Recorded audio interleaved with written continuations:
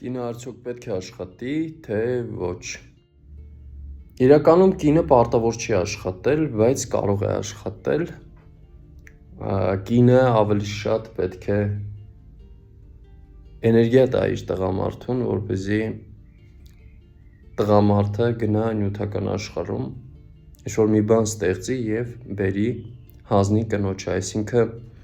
շրջապատույտը էներգետիկ, այսպես պետք է տեղի ունենա։ Կինը տղամարդուն տալիս է էներգիա, տղամարդը գնում է, այդ էներգիան դարձնում է նյութական ինչ-որ մի բան եւ ետ է բերում տուն, ետ պետք է բերի եւ վերադարձնի կնոջը, որպեսզի կինը նրան կրկին էներգիա տա։ Եթե այս շրջապատույտը խախտվում է, բնականաբար նաեւ խախտվի այդ ընտանիքի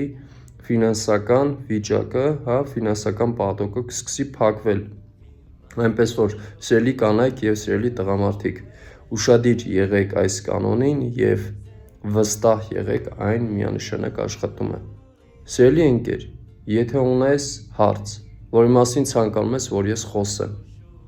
ապա մեկնաբանություններում գրիր այդ մասին։ Եվ դա կարող է վերաբերվել մեր կյանքի ցանկացած սֆերայի, առողջությանը, առատությանը, փողի էներգիային, հարաբերություններին, յոգիկ մոտեցումներին տարբեր մեր հարցերի հետ կապված։